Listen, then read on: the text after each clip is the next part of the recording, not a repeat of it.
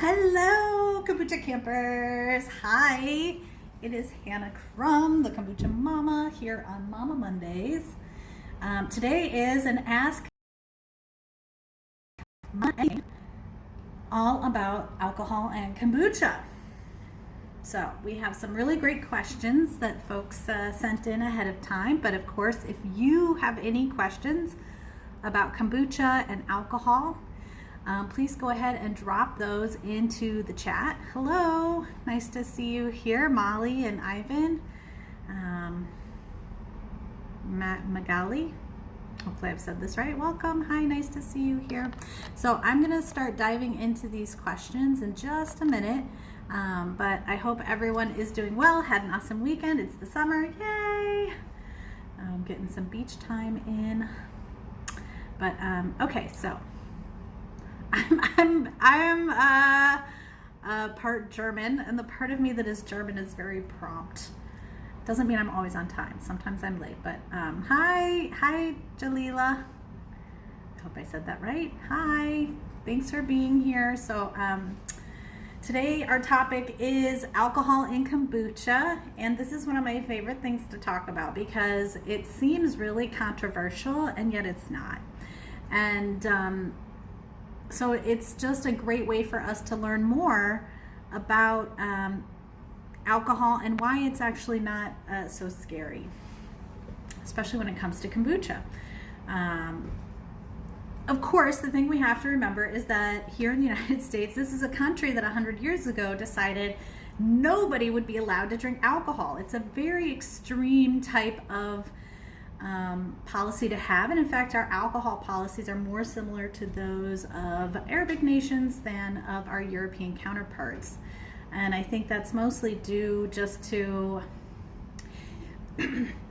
I'll say this, I think it was a really important political movement at the time as alcohol and the temperance movement became a rallying cry for women's suffrage. The reality was there were too many drunk Americans.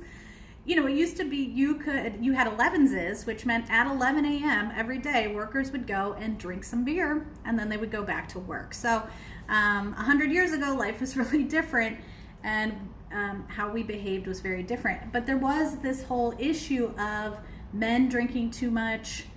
I'm not saying women didn't drink too, but the whole reason the temperance movement came about was because there was too much abuse. There were too many people, women, who felt that alcohol was the root cause of the issue. Now, I'm sure, as we all know, consuming alcohol, anything really, anything to excess, right? Like the poison is in the dose. So what that means is anything, even if it's good for you, can be toxic at a certain point if the amount we're consuming is out of balance. So that could be true for media, that could be true for social media, that could be true for anything in our life, video games, reading, you know, anything can be a way to escape. And so there was a movement, this temperance movement, to eliminate alcohol, thinking that, well, if we get rid of the alcohol, then all this behavior will clean up and be better. But of course, as we know, trauma is, you know, addiction is a symptom of trauma. And so if we don't heal the underlying trauma, it doesn't matter if we try to take alcohol away.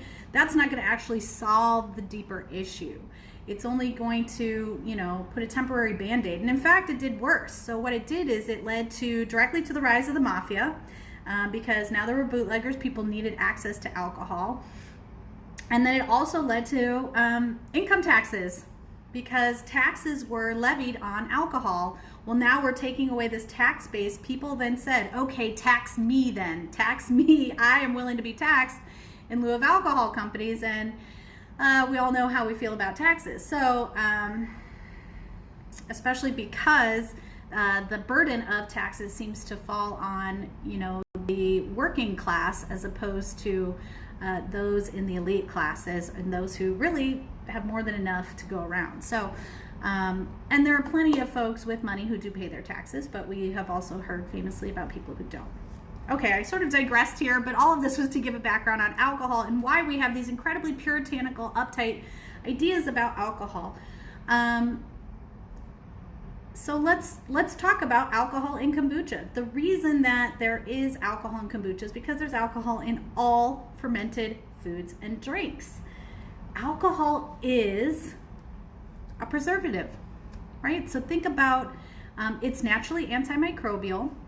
If we cut ourselves or have a wound, we might take rubbing alcohol, isopropyl rubbing alcohol, rub it on the wound, and that is going to be antimicrobial, antibacterial, and help protect that wound from becoming infected by any kind of outside organisms that might want to enter the body through that wound. Alcohol is our original medicine.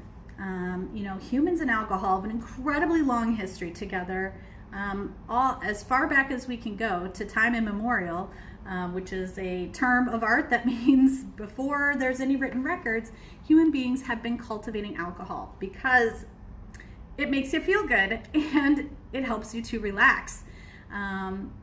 So even in the wild, animals will gravitate towards rotting fruit that contains alcohol. So again, alcohol is being created by this rotting fruit as a preservative. So as it starts to break down and these sugars change, these yeasts come in and they convert the sugars into alcohol.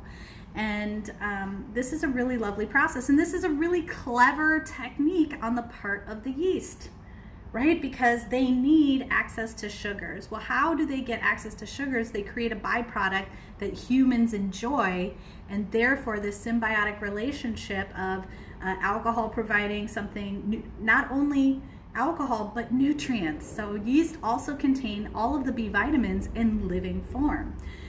So not only did we feel good from the alcohol buzz, but when we were consuming these unpasteurized yeasty beverages, we were also deriving nutrients. And so human beings have long enjoyed this relationship with yeast, wild yeast. And we have fermented all manners of plants and flowers and all kinds of things in order to create medicinal and beneficial and slightly intoxicating beverages. Now, in relation to kombucha, alcohol has a very different role because we are an acetic acid ferment. So that means we are vinegar. And all vinegar, vin aigre, that's the root, vin, wine, aigre, bitter, bitter wine, sour wine, comes from the fact that alcohol or wine originally is turned into acetic acid or vinegar. Now, how does this happen? Fruit flies. That's the short answer. Drosophila melanogaster, and all manner of insects carry AAB, Acetobacter bacteria, on their legs, and they are attracted to the sugars naturally present in the wine, and they actually are attracted to the alcohol, I would imagine, because then when their legs touch the liquid, I don't know, anyone here notice that when a fruit fly falls into your drink, can you smell the difference? I can walk into a room, into a facility, and I can smell if there are fruit flies present. And I know instantly before I even take a sip if a fruit fly has fallen into my kombucha because there's a certain odor shift that occurs. And I imagine that's a result of the bacteria naturally present interacting somehow with my kombucha. I don't know, that, or I just have a really sensitive nose. And so the alcohol in kombucha is important because it's required to make the healthy organic acids that support liver function, that aid in digestion, that help regulate blood pressure and cholesterol, and all of the benefits that we associate with kombucha really come from these organic acids, but they cannot be produced unless alcohol is created first. And so when we're fermenting kombucha, and we have our sugar and our tea and we add our SCOBY, the very first thing that those yeast are doing is they're taking that sugar molecule, which is sucrose. Now, sucrose is a disaccharide. Di means two, and saccharide means sugar, so two sugars. So sucrose is a disaccharide molecule, meaning it's made up of both fructose and glucose. Now, glucose is a natural energy source of the world. Plants make glucose through photosynthesis. So all organisms, microbes and whatnot, can utilize glucose. It's a really simple sugar and it's incredibly important. It's a vital nutrient. In fact, I would posit sugar is a vital nutrient, and I also think alcohol is a vital nutrient, but I can talk about that in a little bit. So first, the yeast creates this enzyme that cuts, it snips the bond of the two molecules. So sucrose, being a disaccharide, is now broken into those monosaccharide components. And so kombucha naturally has a lower glycemic impact on the body because those sugars are already broken down. Now, you will not see this reflected on the label.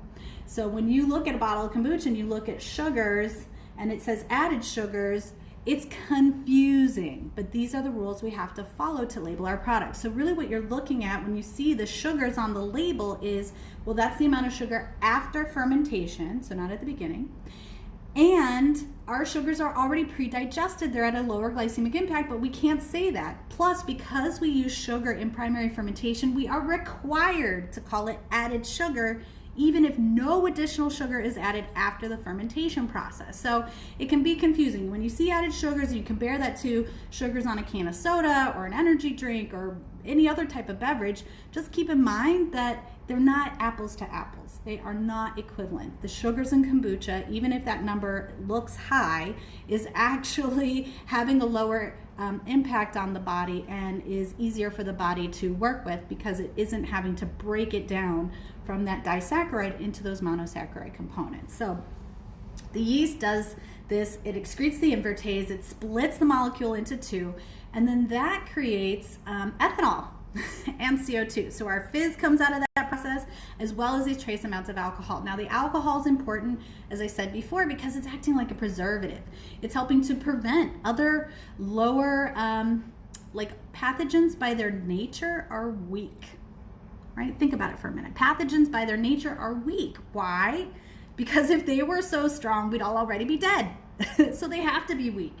And in fact, a lot of pathogens are killed on contact by kombucha because of the low pH, because of the organic acid profile. It literally cuts their cell walls and rips them apart so they cannot reproduce. And so alcohol has a similar effect in that it doesn't allow organisms, pathogens, to proliferate. So it's incredibly important that we have this alcohol in kombucha for this preservative effect. Now, as I mentioned before, it's also medicinal. So what is the number one killer? Stress. And so stress can come in the form of an unhealthy diet, an unhealthy lifestyle, unhealthy habits. Like, stress can come from anywhere. And the problem is that while fight or flight or freeze is really important in the wild, you know, the way our news cycle is set up, the way advertising is set up, it's directly, you know, they've studied this with psychology. It's directly intended to create these responses in your body. And so we end up being in fight or flight when we really don't need to be because of how, how programming is constructed to manipulate you into, because when you're in a fear state, then you're more likely to be complicit. You're more likely to purchase what they're telling you is going to help prevent whatever thing is so scary. So unfortunately, fear is a really powerful tool. And how I got on here was because alcohol is medicinal. And so alcohol immediately alleviates stress. And as I mentioned before, poison's in the dose. So of course, if we overconsume alcohol, we then are creating a negative effect in the body. But if we're consuming alcohol, especially with herbs and other phytonutrients and nutrients in a living form, it actually can have that more medicinal effect on our body. And in fact, the vast majority of the world continues to use tinctures as one of their primary medicaments. And tinctures are simply herbs or plant material that is infused into alcohol because it's a solvent, and so it extracts those nutrients. And this is why kombucha, when we go to flavor it, the alcohol is part of what's extracting those flavor components and nutrients and passing on that benefit to you. So it is really valuable to have alcohol in kombucha. Okay, so let's talk about some of these questions we have here. So Wagon Dog Tails asks how to increase alcohol. So I don't know if that means you're trying to make hard kombucha. The easiest way is just pour vodka into it. I love Kombucha Cocktails, and if you go to the link in our bio, you will find our Kombucha Cocktail mini guide. It does also have mocktails for those of you who are abstaining from alcohol, but it has a lot of really great ways in which we can mix kombucha with alcohol to create that delicious product. Now, if you're talking about hard kombucha, we have to adulterate the kombucha. So hard kombucha is a derivation of kombucha, but and sometimes that derivation is achieved by mixing it with other yeasts that are not native. For example, they could be champagne yeast, wine yeast, cider yeast, beer yeast. But the idea is that these different yeasts yield a higher alcohol content, and so we have to add them into our kombucha in order to get that higher alcohol content. That said, most people are trying to lower the alcohol content of their product because here in the United States, as I mentioned, at Prohibition, so here's another piece of the history puzzle. So when Prohibition was first enacted, beverages of 2% alcohol by volume or lower were considered non-alcoholic or safe to consume. The problem was because there was no alcohol anywhere and everyone was sort of abusing that 2% number, it got restricted and tightened down to 0.5%. So here in the United States, the threshold for taxation on beverages that then are considered alcoholic is 0.5% ABV. Now in Canada, it's 1.1, in Mexico, it's 2%, in Europe, it's 1.2%. Unless you're in Finland, it can go up to 2.8%. If you're in Australia, a lot of places are 1.1, but some are 0.5. And so this whole mishmash of alcohol laws makes it really confusing and challenging because that natural alcohol level is not connected to intoxication, right? We're not talking about pasteurized beer, beer. So here's another history lesson. How Prohibition ended was a bunch of guys sitting around, I want to say at Harvard or Yale, getting drunk and deciding that beer that had a 3.2 alcohol by weight, which is equivalent to 4% alcohol by volume, was not intoxicating. So even from a legal framework standpoint, we have a non-intoxicating level of alcohol defined as 4% ABV. So when we talk about kombucha, that can range to 1%, maybe 2% if you're doing, depending on how you're doing your flavoring process. You're not even approaching what's considered not intoxicating by our own government standards. But again, because of all this other cultural baggage related to Prohibition, there's still a lot of confusion about alcohol. And of course, we've heard a lot about fetal alcohol syndrome and how alcohol can have negative impacts on the body. But again, are we talking about traditionally fermented beverages that create alcohol as a preservative? Or are we talking about wine and spirits and things that have been either pasteurized or sterilized or chemicalized such that the nutrients aren't there in that living form anymore, and that have that more impactful impact to the body? So what I mean by that is, like, I feel like when we pasteurize or sterilize or somehow chemically alter alcohol, we turn it into a controlled substance because it's not delivering any of the nutrients that our bodies are seeking, right? There's a promise when we see fizz and bubbles because it's hardwired into our DNA that those bubbles from the yeast mean that nutrients are present. And so when we don't get that nutritional payoff, it's very confusing. So how do we increase the alcohol? Add some. Or use these different types of yeast. There's a recipe in the Big Book of Kombucha, which is over there on my desk, along with my kombucha. But it's a real basic recipe. We use champagne yeast, but you can substitute that for any other type of yeast that you find in higher alcohol beverages. How important is maintaining pH in alcohol-based kombucha? That's an interesting question because we also know that alcohol being a preservative and antimicrobial, beer and wine can have a higher pH than kombucha because they're not acetic acid ferments. In fact, our organisms are considered spoilage or bad for most of their products. Our dominant yeast is Brettanomyces bruxellensis. And that is great in lambics and sour beers, but it's not so great if you're not looking to make a sour wine or a sour beer. So I don't have a specific answer to that, but I think, probably as long as the alcohol content is high enough to also be antimicrobial, then you may not need to worry about the pH. And in fact, the pH may drift higher because those yeast and other organisms may not be able to thrive at that lower pH. So that's a really great science question that I don't totally have the answer for, but some digging in PubMed or whatnot might yield a result. Kay Tabers asks, is there an easy at-home way to calculate the percentage yet? And the short answer is no, because it's incredibly complex. Even for commercial producers, there are specific tools they need to purchase in order to detect the alcohol levels. And part of that is because they're so dang low. So we're talking about really trace amounts of alcohol here. We're trying to keep it under 0.5% when it leaves the facility. And so these are very tiny trace amounts. The other confounding factor is that acetic acid, so when the sugars, so like let's say for example you want to use a hydrometer. So it's a cylinder, you put the liquid in the cylinder, there's a, it looks kind of like a large thermometer that floats in the liquid.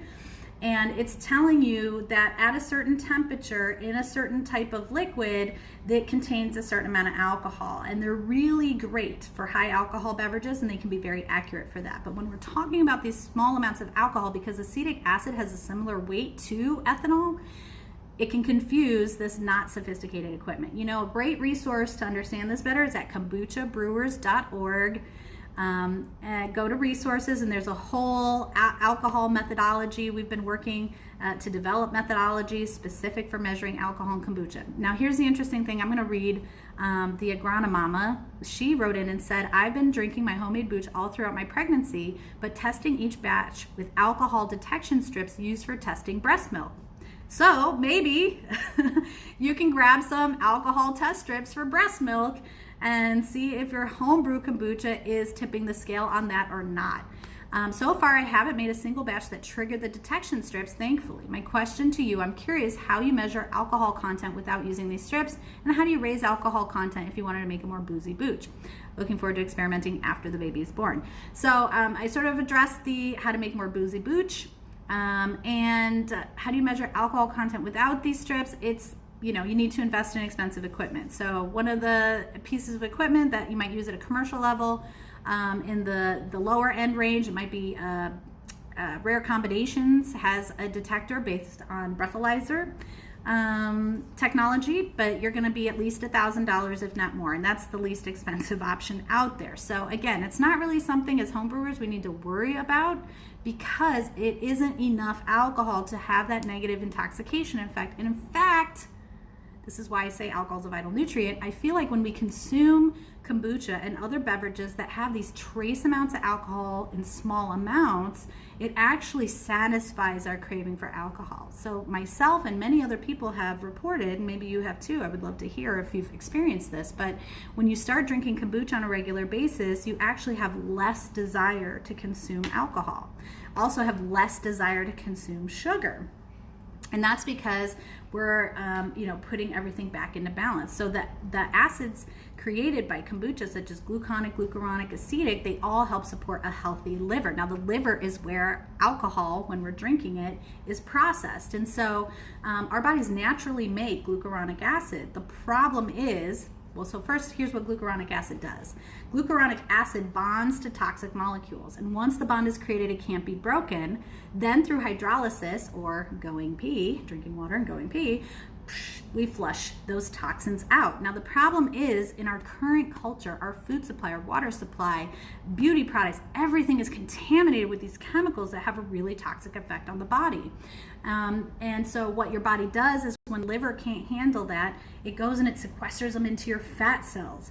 So it's not even that these toxins are, it's not like one fast food meal or one exposure to glyphosate is going to necessarily have this awful issue. It's this repeated exposure over time that then bioaccumulates in our bodies.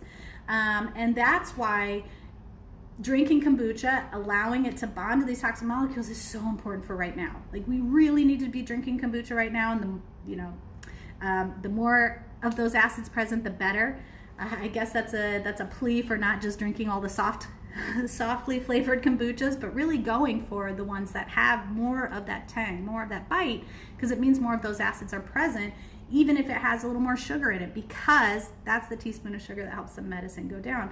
It's going to help your body to naturally get rid of those toxins. So that's my my cheer for making your own at home and making it to a lovely flavor profile. Does fat or oil-based ingredients spoil the alcohol levels we're trying to achieve in a kombucha? So I'm not totally certain what that means. Like, are you making vinaigrette? Like, why would we be putting fat with kombucha? I guess I'm not totally clear on that use case. But so yeah, there's a couple other questions. Your Kombucha 1, Thomas Radecki, how do I measure alcohol? It's challenging. Go to the Kombucha Brewer's website if you're a commercial brand to see how you can do it. So let's go on to Renakuaje 77. Sorry if I'm butchering that. It's not a name, it's a handle. Can kids drink kombucha due to the amount of alcohol? Yes, absolutely. In fact, they don't even notice it. The reality is, again, these trace amounts aren't intoxicating. They do not have that negative effect on the body. Now, you're gonna, if you dig deep enough, and look, we do a lot of work with different government agencies and things like that, and they have very, strict guidelines because they're protecting everybody. And, they say these really low threshold amounts of alcohol can have a negative effect on children. But again, I go back to, where's this alcohol coming from? Are we talking about ethanol distilled in a pure form? Are we talking about the trace amounts of alcohol in traditionally fermented foods and drinks? I think it's really important that we make this distinction and not just reduce it down to the word alcohol, because the word alcohol is going to be confusing. But if we understand the context in which this alcohol is being presented, I think it makes a lot more sense. So the reality is, infants have been given kombucha and they're not drunk. It's not having a negative impact. So I bring that up because in Russia they did some studies where they gave kombucha to colicky babies and found it really helped them. And when I learned a little bit more about colic, apparently there's no discernible cause or cure. It's obviously some sort of gastric distress that is created, and so kombucha, which helps the digestive system, was shown to help. Here's the interesting thing about anecdotal information is the scientific community doesn't know how to quantify it, and I feel it's a little disingenuous not to even try, because the reality, what we're talking about here, is actual experience. Now understand, it may not be this pharmaceutical trial where it's the only factor variable and we could therefore definitely ascribe it to kombucha, but the reality is kombucha has this reputation of being a health beverage because that was what it was called, the tea of long life. It's something that ancient man and current man recognizes as having a net positive effect on their bodies. And so I always say kombucha isn't the end point, it's a beginning point. It's an entry into fermented foods and drinks. It's not a cure. It's not the only thing you should ever consume. We need diversity. We need a range of things. But what's really fun about kombucha is how creative we can be with it, how many different flavors, how we can even mix it with alcohol. In fact, this is one of my favorite things, is to make kombucha cocktails, because if I have a regular cocktail, I can probably only have one because it's just going to be too much for my system to handle. If I have a kombucha cocktail, I can probably have more than one because I'm getting that little support along with the alcohol. And so I really think kombucha is your drinking buddy. If you think of kombucha as your drinking buddy and bring it with you, like I bring it with me in my purse when I go out, I order a cocktail at the restaurant, partway through drinking that cocktail, I start topping it off with the kombucha. Now I only had to buy one cocktail. I get plenty to drink out of it. And by the end of the night, I can still drive home. So I really think that the way to drink responsibly is to absolutely have kombucha with you. Now it has to be a kombucha that has enough acetic acid content that is going to provide the benefit you're looking for. I've also had kombuchas that are very soft in flavor profile, and while delicious, they just didn't cure my hangover. And so for me, those are kombuchas I enjoy, but it's probably more like a soda pop experience than something that has that more medicinal benefit I'm looking for that can actually cure my hangover. So that's the hangover test. I don't advise anyone going out and getting drunk just to test this, but I think you'll notice if you start bringing it to parties or incorporating it in your drinks recipes, and we have loads of videos on our YouTube and also on the Kombucha Camp blog, and of course, as I mentioned before, go to the link in the profile to grab your mini cocktail guide that will have and then also in the big book of kombucha, because we also talk about shrubs, which is a great way to make really flavorful and refreshing, concentrated, tart flavors that make great mixers and also can just be diluted with water to be soda substitutes. So lots of good stuff in those resources for you. Suzanne Dirksen asks, what is the safe level for which I can feel comfortable with my kids enjoying kombucha? I mean, again, it's observe how do they behave. Give them some kombucha. Are you noticing that their behavior is untoward? Are you noticing that they're acting drunk? Do you notice that they're behaving in a manner inconsistent with normal child behavior? I mean, I think really what people find is when you choose kombucha over the artificially colored, cereals and juices and all these sort of products they make that are really kid friendly but have a bunch of dyes and chemicals that create a really negative outcome. It's fascinating. I have friends in the traditional foods world and, their kid wants to have a soda like anyone else. Okay, fine. But then you observe how their behavior very quickly breaks down as a result of basically being poisoned by chemicals. Whereas if they're drinking kombucha from a young age, now you're cultivating a lifelong habit of preferring healthier beverages, of preferring beverages that don't, coat the tongue in fake sugars or, create a desire or a thirst for just all these sugar-laden products. Rather, they're getting their sugars in that pre-digested, fermented format that can really help them prefer to not enjoy that. So anyone can reset their palate. That was pretty tremendous discovery when I started drinking kombucha. I was sad, standard American diet, and was eating all the sort of microwave foods and whatnot of college, canned foods, processed foods, and some really great books. So if you want to learn more about this, really great books. The Revolution Will Not Be Microwaved by Sandor Katz. It's my absolute favorite of his books. It's really fascinating. Another great one, of course, is Omnivores Dilemma by Michael Pollan. Michael Pollan has written several great books about food that just really start to wake you up to the food supply here in the United States. And so I truly believe that the way back is to have a lot more farmers. We need a lot more small family farms. We need a lot more people living off the land in a regenerative way. We need to take back the land from these factory farmers of whatever crops they're making, because they really are doing a disservice to this planet. And to me, it's really frustrating, and it creates a lot of anger in me that you have to pay extra to prove you're not using toxic chemicals on your food supply, as opposed to the other way around. Like, organic is natural. Organic is the way that everybody on this planet consumes foods, and yet somehow it's shifted so that pesticide companies are allowed to be the dominating presence and not have to pay extra for the privilege to poison us. It's really challenging. That said, there's a lot of people who feel the same way I do and are passionate about this work, so I'm certainly not the only person on this soapbox. I'm sure you can find lots of local people who have great farms and great produce and really healthy things you can infuse into your kombucha to make it really great. But that said, I would say do not fear the alcohol in a kombucha. Now here's the thing. Some people have said, I drank kombucha and then I had this euphoric feeling.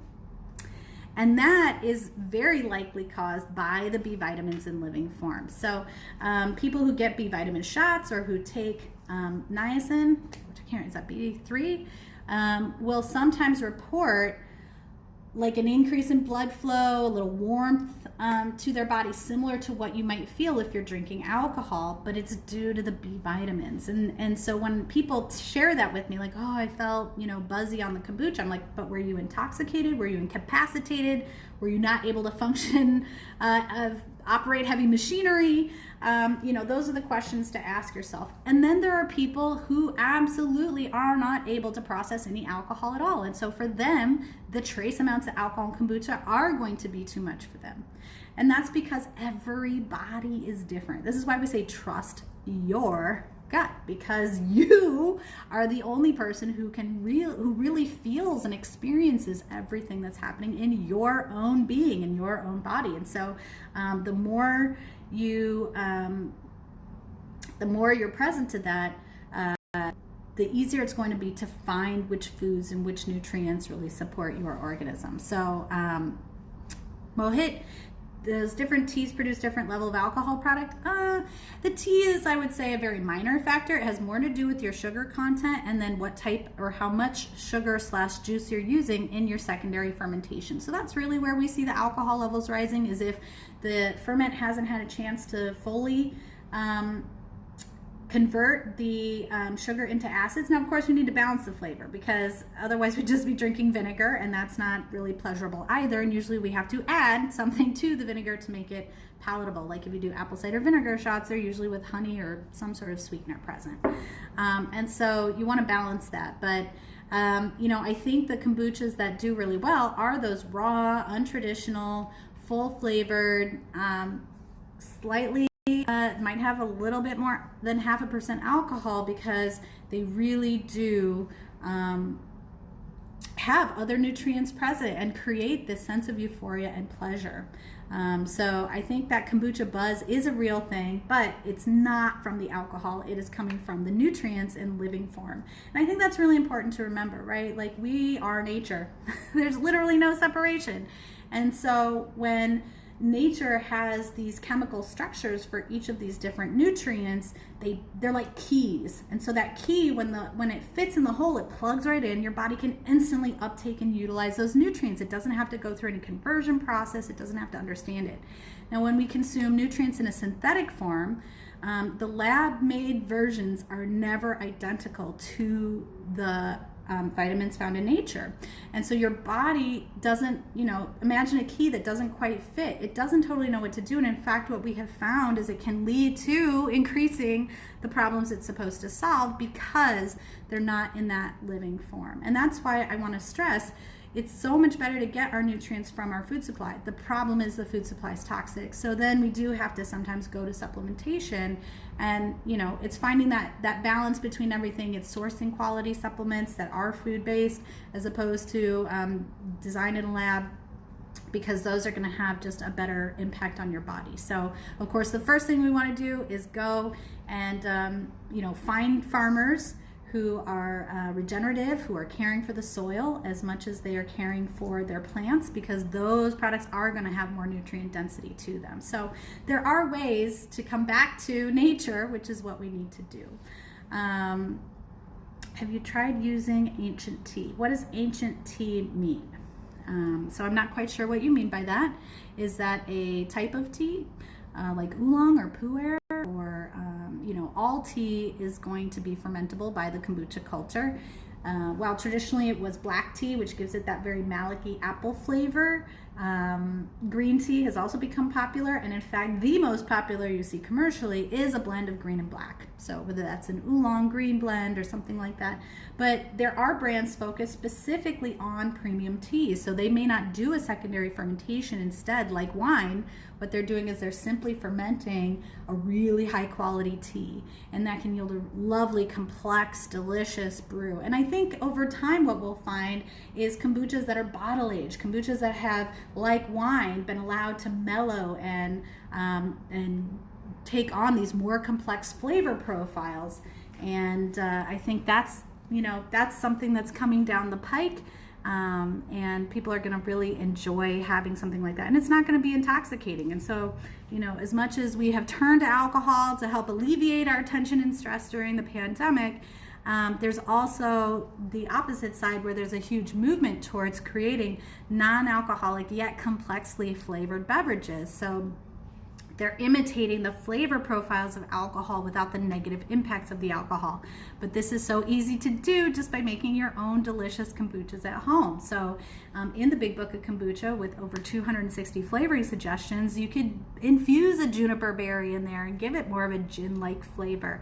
And so there's a lot of ways in which we can just take the plants and herbs of nature, infuse them into our brew, and create these lovely complex flavor profiles at home. So if you have any more questions about kombucha and alcohol, please drop them here.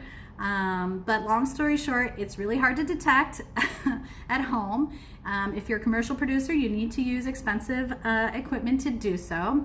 And that's because you need to have reliable information. And then if you love having access to raw traditional kombucha, you absolutely must sign the petition. So right now, I'm president of Kombucha Brewers International, and we have a lobbying effort called the Kombucha Act, which stands for Keeping Our Manufacturers from Being Unfairly Taxed While Championing Health Act. We did not come up with the name, but it's a great name, right? So the Kombucha Act.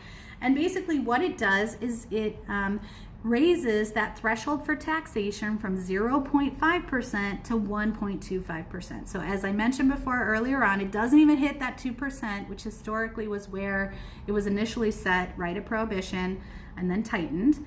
And it doesn't even hit half of what's considered non-intoxicating, which is 4% by our own government. But what it does is it creates a relief for our commercial producers who are making kombucha that's under 0.5%, but because of supply chain issues or because it's just a raw living product and therefore going to change, just like a piece of fruit. Are we testing every banana for alcohol content or nutrient content and making sure they're all identical? Of course not. That's ridiculous. It's nature. They're all going to vary. It's the same with kombucha. We are like fruit because we're alive. We're a living beverage. And so signing this act simply sends a message to your senators and your representatives and says, hey, would you consider supporting this update to these archaic laws so that kombucha, which is a health beverage, can be kept out of the alcohol aisle and firmly in the produce section, in the health section. So Rohit Singh, okay, we are a startup from India, started making commercial kombucha, need guidance to make stable. Trying to, any way you want to try to make a stable product that then is going to be shelf stable, it's just naturally going to be adulterated. It's going to be a changed product. The only way to maintain a raw traditional kombucha is through a cold supply chain. And if that isn't available to you, then you're going to have to pasteurize it. You're going to have to sterile filter it. You're going to have to use chemicals to pasteurize it. It's just, you're not going to be able to achieve the same product that we think of as kombucha without a lot of processing steps, which again is fine because sometimes people want those types of kombuchas available to them. It's just you want to make sure it's clearly put on the label. So that way the consumer knows what kind of product they're purchasing. Because if you tell them, hey, this sterile filtered product is the same as the raw traditional, it's going to be really confusing because it does not have the same impact on the body. Now, that said, there are still going to be benefits from consuming those products versus sodas, versus, all the chemical laden, beverages out there. So it's still going to be a better for you product, but it's not going to have that same nutritional profile as a raw traditional kombucha. So if you support raw traditional kombucha, please go sign the petition. We're trying to get to 10,000 signatures, and you sharing your voice will just help to go that much farther in our efforts. So it only takes 5 minutes, maybe less, to enter your zip code and get it signed, and we really appreciate you doing that.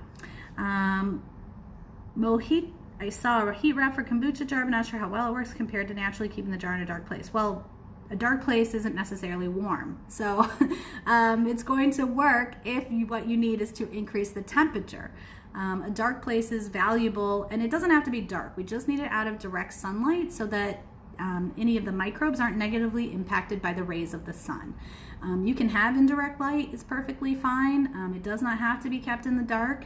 But in terms of temperature, that's going to be important. We need that 75 to 85, 25 Celsius is our sweet spot, because that is how we keep our yeast happy. So remember, when we're brewing kombucha, it isn't just what's convenient for us humans, it's what do the organisms need, because when we go to what the organisms need, that's how we're going to ensure we get a great product. And so the more you understand your yeast, so whether that's through DNA sequencing, which Kombucha Camp does offer, we also offer commercial consultation. So if you're a startup and you need tailored answers specific to your needs, we absolutely can help you with that. Just check out the link in the bio. And we also do the DNA sequencing. We do HACCP and safety, food safety plans. So if you're struggling to figure those things out on your own, KBI, Kombucha Brewers International, of course, has lots of great resources, but it's going to be a more DIY type situation. Although we do have video classes and templates and things like that to help you. But if you want that hand-holding, tailored, quick, rapid response, that's where I can help you as a kombucha consultant. So thanks everybody for being here today. I hope you drank thoroughly of all of this great kombucha knowledge and about all alcohol and kombucha and how it's really not the threat we think it is, and it's not as dangerous as maybe we think the word alcohol might seem or might mean. In fact, it's something we want present in our kombucha because it means it's being preserved. It means it's allowing the nutrients to more easily be absorbed into our bodies. And unless we're actually allergic or have some sort of genetic issue where we can't process alcohol, it is absolutely safe for everyone to consume. Yes, even children, pregnant women, etc. So all that said, of course, it's trust your gut, doing what's right for you, being informed, and then making those decisions that help support your healthy lifestyle. Thanks, and we'll see you next week.